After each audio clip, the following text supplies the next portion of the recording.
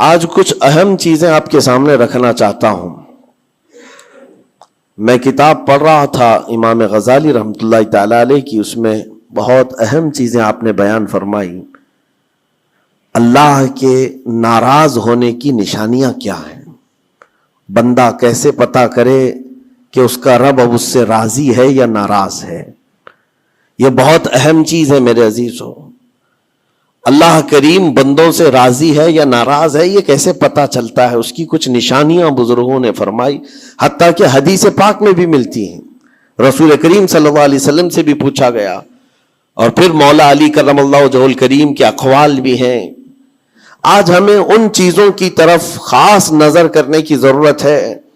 اگر وہ چیزیں پتہ چل جائے تو ہو سکتا ہے انسان اپنے آپ کی اصلاح کر لے اور اس میدان سے نکل آئے.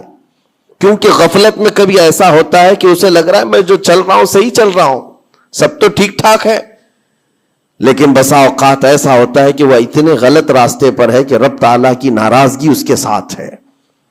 حدیث پاک میں اگر پوچھا گیا تو حدیث میں ایک لفظ سب سے زیادہ ہے، کئی حدیثیں ہیں.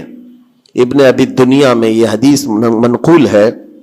حضور پاک صلی اللہ علیہ وسلم نے فرمایا، اللہ کے ناراض ہونے کی سب سے بڑی نشانی یہ ہے کہ جب تم میں سے سب سے برے لوگوں کو تم پر وہ حاکم بنا دے تو سمجھ لو کہ اللہ قوم سے ناراض ہے.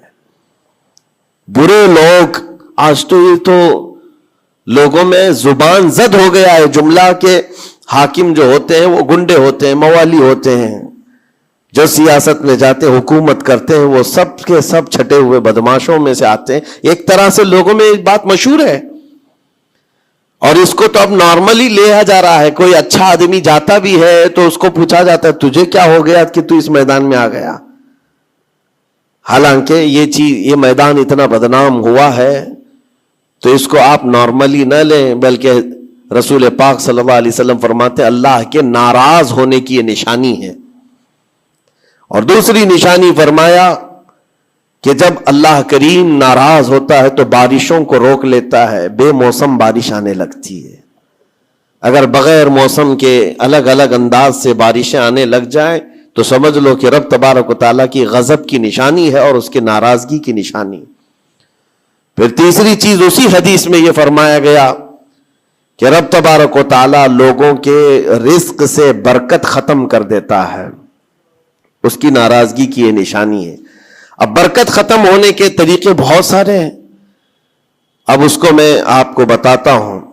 لیکن مجھے جو بات بہت اہم لگی اور دل پر لگی، مولا علی کرم اللہ وجہہ الکریم ایک بار بیٹھے ہوئے تھے، تسبیح پڑھ رہے تھے. ایک شخص آیا اور بہت بپھرا ہوا تھا، پریشان حال تھا.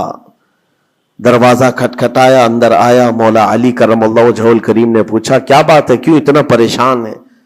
کہا کہ میں لٹ گیا، اتنا برباد ہو گیا ہوں، میں کیا کروں، مجھے کچھ سمجھ میں نہیں آتا. یہ کئی لوگوں کی زندگی میں چلتی ہوئی بات میں آپ کے سامنے رکھ رہا ہوں. آج سے 14 صدی پہلے یہی سیم مسئلہ لے کر کے آیا جو آج بہتوں کے ساتھ یہ چل رہا ہے. پوچھا آپ نے کیا ہوا ہے؟ کہا اچھا خاصا میرا بزنس چلتا تھا، اچانک رک گیا. اچھی خاصی تجارت تھی، مال بہت آتا تھا، سب اچانک بند ہو گیا. اب تو پوزیشن یہ، حال یہ ہے کہ جس چیز میں ہاتھ لگاتا ہوں نقصان ہی ہوتا ہے. اور اس نے یہ بھی کہا کہ اگر میں سونے کو بھی ہاتھ لگاؤں تو ایسا لگتا ہے مٹی بن جائے گی. ساری چیزیں ختم ہو گئی ہیں. وہ رویا جا رہا تھا اور کہا کہ مجھے اس کا سبب نہیں پتا ہے، کیا ہو رہا ہے کیا نہیں ہے. مولا علی کرم اللہ وجہہ الکریم نے ایک ہی چیز فرمایا، کہا کہ میں تیرے سبب کو پہچان لیا. یہ جو چیزیں ہو رہی ہیں تیرے ساتھ، میں تیرے سبب کو پہچان لیا. کہا کیا ہے؟ کہا کہ رب تبارک و تعالیٰ تجھ سے ناراض ہے ان گناہوں کی وجہ سے جو تو جان بوجھ کر کنٹینیو کرتا ہے، روزانہ جاری رکھا ہوا ہے. میرے عزیزوں، لوگوں کے ہاں آج یہ سب چیزیں ہیں، لیکن وہ اس چیز کی طرف نہیں آتے کہ کون سے گناہ ان کے ساتھ چل رہے ہیں. جب بندہ گناہوں پر مصر ہو جاتا ہے، اصرار کا مطلب کنٹینیو کر رہا ہے، تو یہ نشانی ہے. خاص طور پر مولا علی کرم اللہ وجہہ الکریم نے فرمایا کہ اس کا رب اس سے ناراض ہے. اللہ ناراض ہے, اس کو توبہ کی توفیق نہیں مل رہی ہے, اس کو باز آنے کا موقع نہیں مل رہا ہے. اس نے پوچھا کہ میں کیسے پتہ کروں کہ کون سے گناہ چل رہے ہیں اور کن گناہوں کی وجہ سے میرے رزق کی برکت ختم ہو رہی ہے. حضرت مولا علی کرم اللہ وجہہ الکریم نے فرمایا کہ تجھے پتا ہے, احساس کرنا ہوگا, احتساب کرنا ہوگا. کچھ چیزیں ایسی ہیں جن کو تو روز کر رہا ہے. اگر فجر کی نماز کے لیے نہیں اٹھتا ہے, نماز نہیں ہوتی ہے تیری, تو یہ تو گناہ کبیرہ ہے. گناہ کبیرہ ہے, یہ زنا سے بڑھ کر کے گناہ ہے نماز کا ترک کرنا. تو یہ اگر تیری زندگی میں کنٹینیو جاری ہے تو گویا کہ تو حرام پر حرام, کبیرہ پر کبیرہ کرتا ہوا اس قدر اصرار کرتا جا رہا ہے, تو تیرے رزق کی برکت کہاں رہے گی؟ ختم ہو جائے گی. تیرے دل کے اندر اللہ تعالیٰ نے سختی پیدا کر دی ہے. میرے عزیزوں, آج کے حالات میں اگر کوئی اس طرح کا معاملہ لے کر کے آئے, بابا کے پاس فوراً بھاگے گا کہ میرے روزی پر کسی نے بندش کر دی ہے, روک لگا دی ہے, کسی نے جادو ٹونا کر دیا ہے. اس کو اپنی فکر نہیں ہے کہ اس کے عمل کیا ہے, لیکن باباؤں کے پاس جانا ہے, کسی مولانا کے پاس جانا ہے, کسی عامل کے پاس جانا ہے. دکان میں اچھی تجارت چل رہی تھی, اچانک بند ہو گیا. اور بابا بھی یہ نہیں کہتے کہ توبہ کر لے تو صحیح ہو جائے گا, نہیں.